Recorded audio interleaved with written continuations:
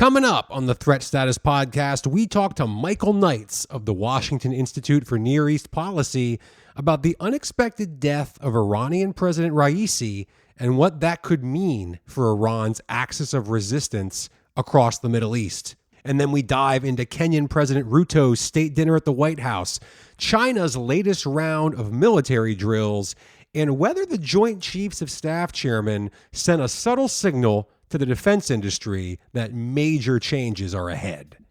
Don't forget to go to WashingtonTimes.com and sign up for the daily Threat Status newsletter.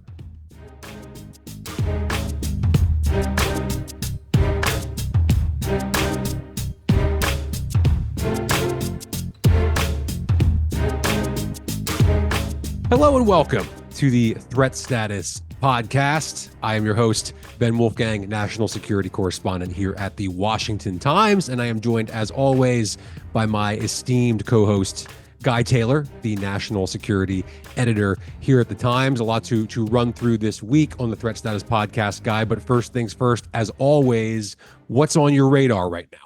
Thanks, Ben. A few things are happening that I've been mulling over in recent days. One is the state visit by Kenyan President William Ruto, a visit that included a lavish dinner party at the White House and a summit with President Biden. Well, Biden held a major African leaders gathering in Washington 2 years ago. This Ruto visit was the first time there's been an individual state visit for an African head of state in more than a decade in Washington. So as you wrote in an analysis of Ruto's visit the other day, Ben, there's a lot going on behind the scenes away from the pomp and circumstance and fancy White House dinner. This visit comes at a critical moment when the Biden administration and really the U.S. is struggling to get an upper hand in relationships with African nations like Kenya, who find themselves owing mountains of debt to China.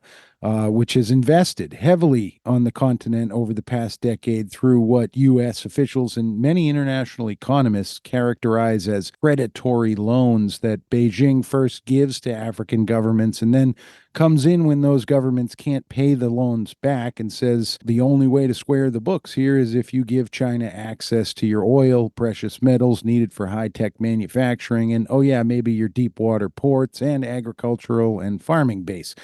The Ruto government in Kenya is actually under a mountain of such debt. So the question for Biden, and frankly for Donald Trump, if he wins the presidency in November, is how does the U.S. capitalize on that situation and win countries over to work more closely with Washington on everything from sustainable development, critical resource extraction, and the bigger issue of security and counterterrorism. Right now, the U.S. military is in retreat in Africa because the China-backed military junta that took control of Niger has basically demanded that the U.S. withdraw from what had been a critical drone base in that country. The Biden administration hasn't fought that and is withdrawing from the base that had in recent years been the anchor of U.S. counterterrorism operations across the Sahel.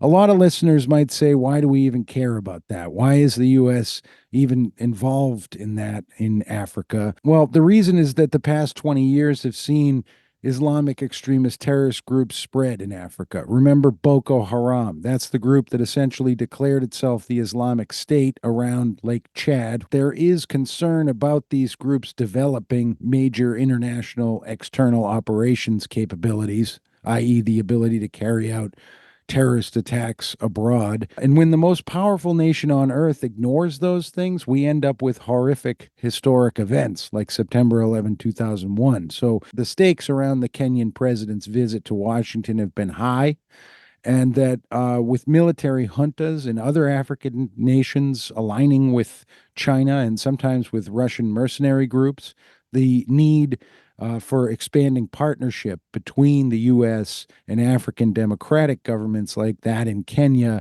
is all the more pressing. Another development I want to highlight, the island democracy of Taiwan inaugurated its new president a few days ago, William Lai, or as he's called in Taiwan, Lai Ching-te. A few things about this. One is that China celebrated Lai's inauguration by launching aggressive military drills near Taiwan, essentially threatening an invasion.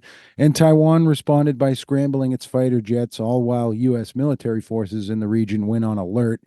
We'll be tracking how that plays out. I think it's going to quiet down, but the back and forth posturing is concerning. And I want to point out that former CIA director and Trump era Secretary of State Mike Pompeo was in Taiwan for the Lai inauguration, and he gave a speech in Taipei where he called on the world to recognize Taiwan as an independent nation.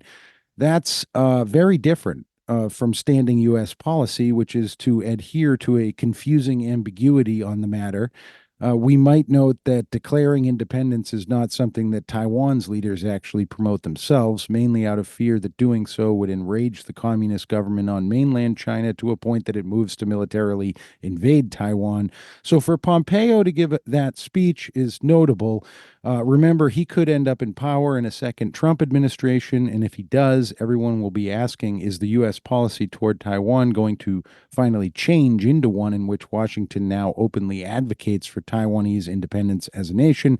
And then, of course, we would have to factor in, is that really what the Taiwanese people want? The end of strategic ambiguity is essentially what that would mean, right? That's right, right. So we could talk. I think we're going to do a whole episode on that in the future. I do want to mention one other notable thing relating to Taiwan is that House Foreign Affairs Committee Chairman Michael McCall was at an event hosted by Taiwanese officials in Washington at Twin Oaks, which is their luxurious, somewhat famous residence in Northwest Washington, D.C., and they were celebrating the Lai inauguration there. And McCall announced that he's going to be heading a congressional delegation to Taiwan at the end of May. So we'll be keeping a close eye on that as well, because remember that in 2022, when House Speaker Nancy Pelosi made such a visit to Taiwan, it sparked outrage in Beijing, which responded by launching a wave of threatening military maneuvers near Taiwan and ramping up tension with Washington. So expect Taiwan to be in the news over the coming weeks. Yeah, I think whether, President Biden's reelected or Donald Trump does in fact win in November, what U.S. policy looks like toward Taiwan is going to be a key issue that we'll obviously track here. Guy, I want to circle back to something from my time at the Special Operations Forces Convention in Tampa recently, and something that jumped out to me sort of involving the defense industrial base, and something we haven't talked too much, about on the show so far. It's sort of the military industrial complex, if you will. Joint Chiefs Chairman General Charles Brown, CQ Brown, in a keynote speech there, he talked about his approach to working with the defense industry in this, high-tech, fast-moving 21st century environment we're in. He talked about identifying the right capabilities, weapons, and vehicles that the Defense Department is going to need. And he talked about the inherent competition between offices in the Pentagon and different companies in that military industrial base. And here's what he said, quote, "The organization that wins is often the one that has the loudest voice and the most money, but that is not the capability we may need. As chairman of the Joint Chiefs, I see it as my role to step back, look long, and to think globally to ensure we're ready to make some hard choices and make sure we're pursuing the best tools with the right balance of capability and capacity. I might piss some people off, but I'm okay with that. We need to do what's right for the joint force and what's right for our allies and partners to make sure we have the combat capability I require." Now, look, Guy, strong, salty language certainly isn't surprising from, a military guy like General Brown. But when you reach the level that he's at in the military or intelligence worlds specifically, you generally stay on message in a public speech like this. It's pretty rare you're going to see someone like him go off script or stick their foot in their mouth or send a signal they don't mean to send. Politicians do that. President Biden certainly does it. Not so much somebody like General Brown. So what's he trying to get across? Why do you were there? I mean, well, I think so. My take on what he's trying to do is to signal to industry that we're in a new era, and the approach that's essentially dominated sort of the contract system, the relationship between the Pentagon and the industry as we've known it for decades is over. Guy, you and I, for example, last year in one of our first videos for what eventually became Threat Status, we talked about the F-35 fighter jet program. It's now a $2 trillion program. It's been going on for 20 years, and critics say still hasn't lived up to its potential. The GAO just had a new report about all the delays, cost overruns, and problems plaguing the F-35. So I think the subtext here is, does it make sense now to dedicate that much time, that much money to one massive program in the future? Last week, we had an interview here with Wahid Nawabi of Aero Environment, which, he talks about how the battles of the future are changing so quickly, and we're going to see multiple drone swarms, autonomous systems in the sky, on land, in the water, millions of decisions being made by AI. That's going to look very different than the kind of warfare that we're used to in sort of the post 9/11 era. I'm not saying the military doesn't need the F-35 or things like that. They certainly will. There's no question. But I do wonder if that model, multi-decade, multi-trillion-dollar programs, commitments to one company doing one particular thing or producing one particular product, is that dead, or at least kind of dying right before our eyes? I'm curious, what's your read on that? Do you think this is just maybe a new Joint Chiefs chairman trying to make a bit of a splash, or is this a deliberate message maybe he's trying to send to the military industrial world? You might be reading into it in a way that it maybe is on the market, may not. I think there are some key things to point out. Is the convergence between Silicon Valley and the U.S. Defense Industrial Base right now through the Replicator program and the creation of autonomous, basically to energize the American military industrial base to be able to produce its own AI oriented drones on mass scale. That doesn't exist. And right now there's a major push to do that. And that's not necessarily the answer to that may not be, well, two giant 20-year contracts with Boeing and Lockheed. It may involve hundreds and hundreds of contracts with smaller, more innovative companies. The second thing is the pacing challenge of China, whose own military industrial production capabilities have accelerated in ways that are almost inconceivable to the United States unless we go back to the World War II era.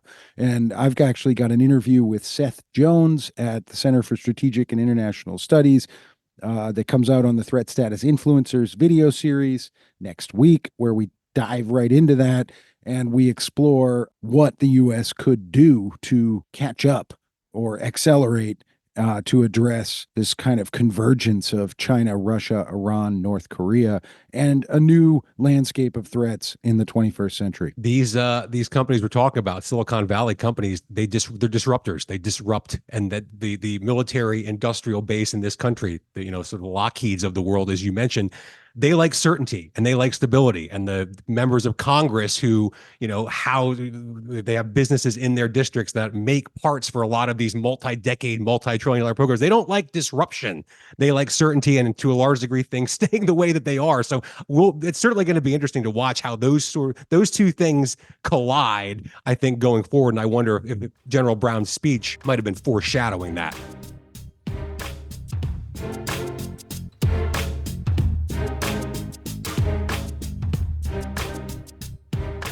And we are joined now by Michael Knights. He is a senior fellow at the Washington Institute for Near East Policy and one of my personal favorite folks to talk to in D.C. So, Mike, thank you so much for joining us here. Let me dive right in.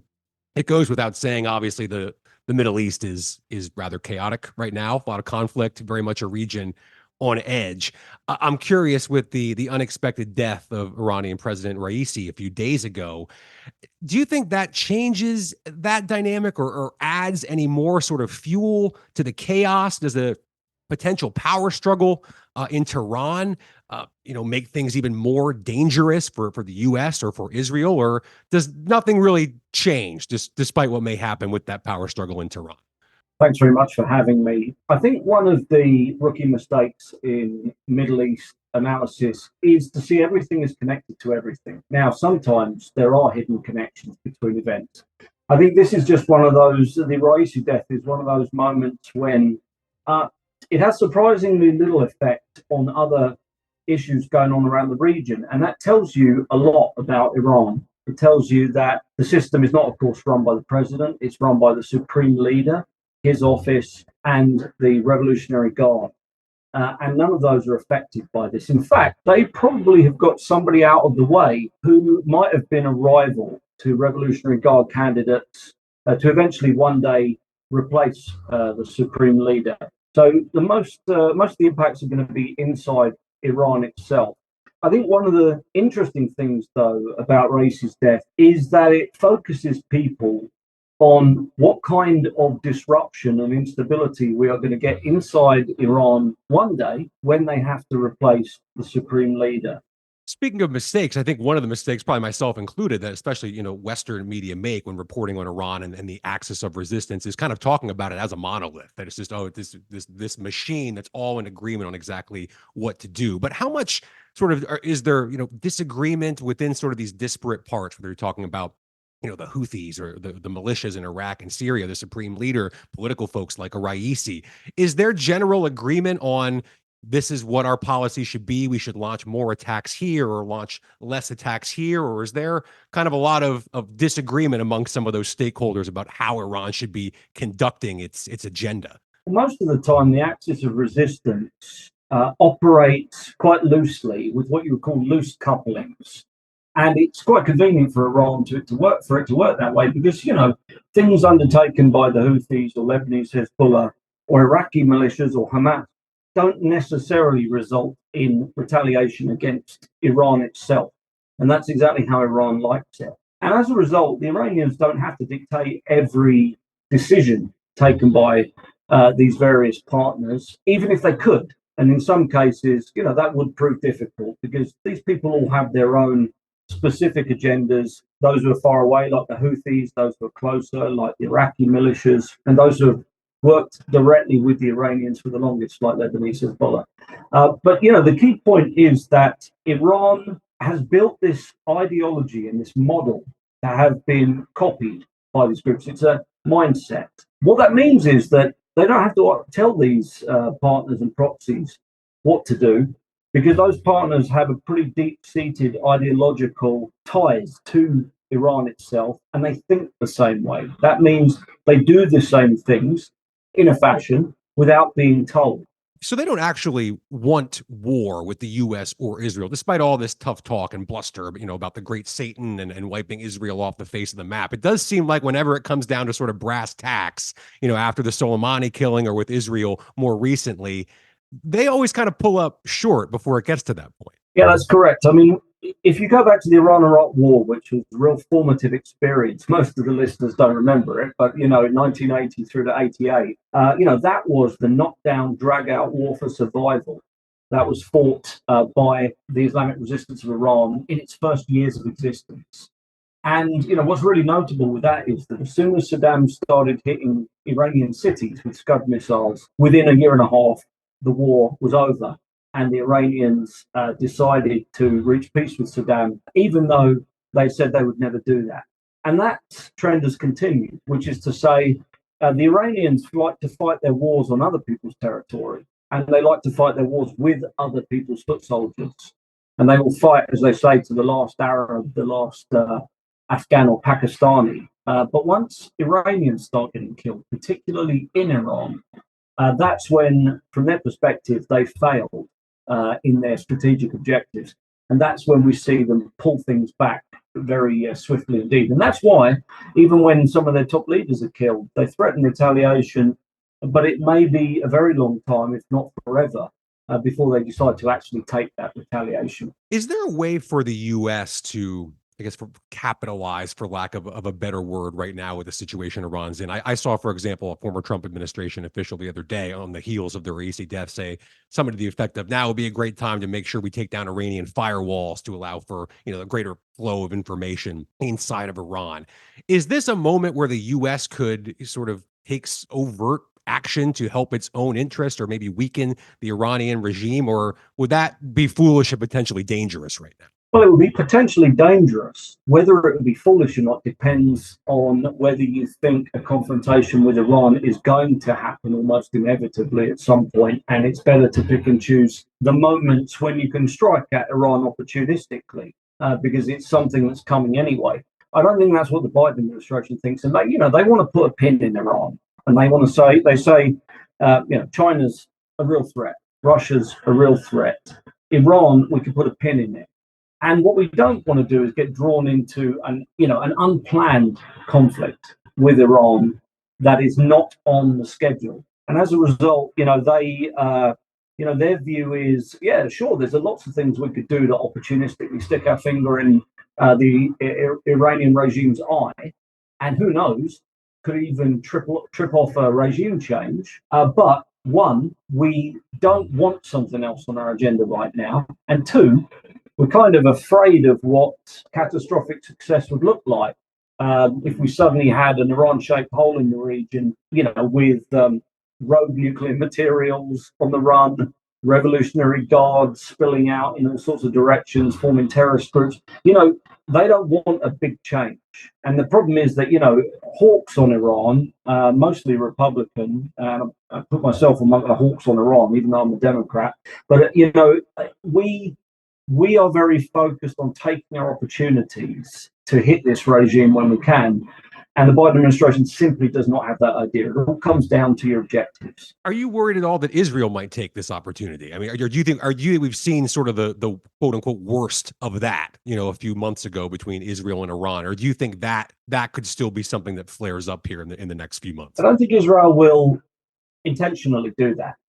When they struck senior Revolutionary Guard officials in Damascus on April the 1st, which started that tit-for-tat strikes within Iranian and Israeli territory for the first time, they were not intending to move to that level of escalation. And it's in fact the Iranians that said, look, if we don't do something, they're just going to keep wiping out our key leaders whenever they step foot outside the country. So, we've got to show there's a cost to that for Israel. There's a risk. But Israel itself, really does not want another war right now. It doesn't want to look as if it's starting another war right now because of the way the international backlash over Gaza is happening with the difficult relations with the US. It doesn't want another war on its plate while it's mainly at the moment containing Lebanon and Hezbollah in the north. And to some extent, slow burning and finishing off, Hamas in Gaza. But, they've got more than enough problems. And it would take very clear evidence of nuclear weaponization, probably for the Israelis in Iran, for the Israelis to strike. And they'd have to feel like they had some very good opportunity to actually do a significant amount of damage to Iranian nuclear missile systems. Since you described yourself as a hawk on Iran, I want to ask you this. I mean, if this administration or a future administration, came to you and said, we want to dismantle the axis of resistance. They're talking, Hamas, the Houthis, the militias in Iraq and Syria, sort of all over the board. We want to take this down and eliminate it as a threat to us, to our interests, to Israel as a chaos agent in the region. What would that policy look like? Would that even be possible without regime change in Iran? How could we potentially do that if we had the political will to do it? Israelis discuss, the Iran threat network is like an octopus, right? And they say, you can cut the legs off of this thing, but ultimately you're only going to kill it by hitting it in the head. And, I think cutting the arms and legs off it, cutting the tentacles off it's perfectly good. Look, we as the United States, and I'm an American citizen, so I can say that now, even if I don't sound like one, we saw a systemic threat like communism, and then we attacked all of its tentacles within certain regions of the world. And we used deniable operations, economic warfare, we used intelligence power, including exposure and disclosure of the enemy's operations. We undertook attritional pruning down of the enemy's capabilities. It required resolve, it required consistency, it required taking on some risk, and it required killing some of the enemy. And, if we consistently perform those kind of functions, we have more than enough resources to very significantly prune back what the Iranians have been able to do. Why doesn't this administration do it? Because it is a job that takes quite a lot of focus and effort. And I am sympathetic to the fact that one cannot be strong everywhere. If you're a superpower, if you try to be strong everywhere, you're strong nowhere. And I do see that Russia and China are, very significant threats, particularly China. But at some point or other, we're probably going to find that Russia, China, and Iran end up working together against us. We might as well do as much as we can on the cheap, being inventive and adopting some risk to try and prevent this third leg of that triad from forming, which is basically an Iranian Axis empire from the Mediterranean through to Afghanistan. And basically it's already there now. It needs to be contained and slowly rolled back.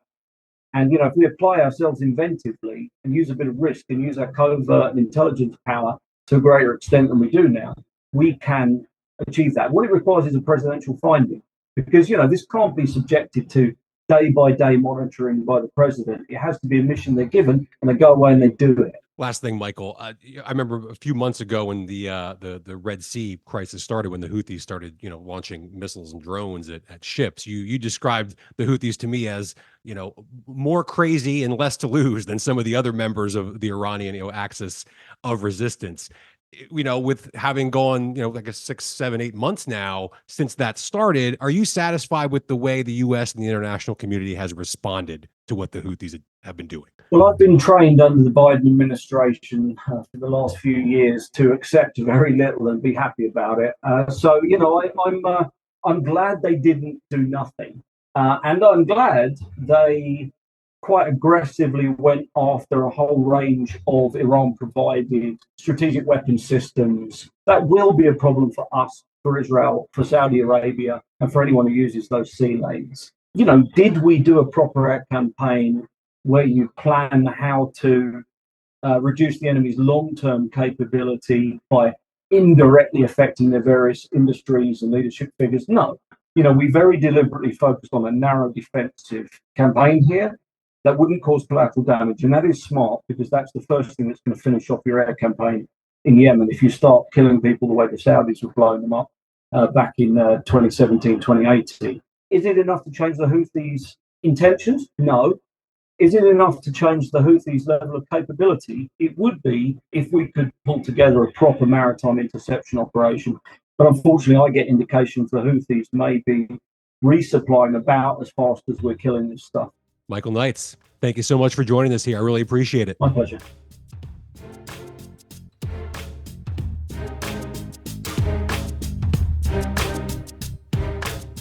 And it's time now for Threat of the Week. It's a weekly segment where Guy and I each identify a threat that we think is affecting U.S. national security right now. So, Guy, what's your threat of the week? My threat of the week is that the U.S. has fallen into a posture in the Biden era of essentially fostering frozen conflicts around the world by tolerating aggression from America's enemies and limiting support for America's friends.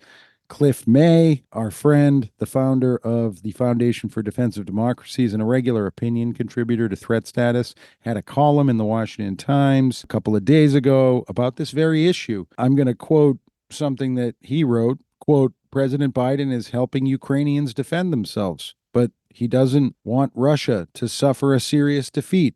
Mr. Biden is helping Israelis defend themselves, but he doesn't want to decisively defeat Hamas or inflict harsh punishment on its patron, the jihadi regime in Iran. Mr. Biden is trying to prevent Houthi rebels from sinking merchant ships in the strategic waterways off the coast of Yemen, but he's not defeating the Houthis, another of Tehran's proxies." End quote. Obviously, all of these matters are complex and delicate and nuanced, but I think if we add in Taiwan and how Biden has said publicly that the U.S. would back Taiwan if China invaded Taiwan, but then had lower administration officials sort of walk those statements back the 2 times they happened. The point here is that my threat of the week is that the U.S. is fostering frozen conflicts around the world, and that is not a good look for the country that bears the responsibility of leading the free world. Guy, my threat of the week is the International Criminal Court and sort of the false equivalencies that it's creating here. In a public statement earlier this week, the ICC chief prosecutor said that Israeli Prime Minister Benjamin Netanyahu and Defense Minister Yoav Gallant bear criminal responsibility for war crimes in Gaza. And he goes on to list some of those, including ones as collectively punishing the civilian population of Gaza, whom they perceived as a threat to Israel. In the same document, of course, he said he's seeking arrest warrants for a number of top Hamas officials for murder, the taking of hostages, rape, sexual violence, torture, and other crimes related to October 7th, the attacks on Israel, of course. This is all in the same document, grouped together, filed in the same day. Now, before I tell you what I think of that, here's what President Biden said about it. Let me be clear. We reject the ICC's application for arrest warrants against Israeli leaders. Whatever these warrants may imply, there is no equivalence between Israel and Hamas. We often criticize the administration here in this show, Guy, and I think rightfully so. But on this one, I agree down the line with the president. What the ICC's done, intentionally or not, is put Hamas, Netanyahu, and Gallant, the Israeli government, on the same plane. They should all be in jail, is essentially what the ICC is saying. And we talk about how Hamas keeps winning the PR war. Chalk up another win for them, I guess, because now in the eyes of the ICC, Israel is just as bad. And that's a threat, Guy, because this kind of false equivalency can warp the way people view a conflict, and that in turn can impact the decisions that we make. For example, here in the U.S., whether to keep providing lethal aid to Israel. So for all of those reasons, Guy, that's my threat of the week. Interesting, Ben. Thanks for bringing it once again this week. Absolutely. And thank you all very much for listening. And Guy, thank you for joining me. We'll be back next week. Please go ahead, hit that subscribe button. We can't wait to see you next week again here on the Threat Status Podcast.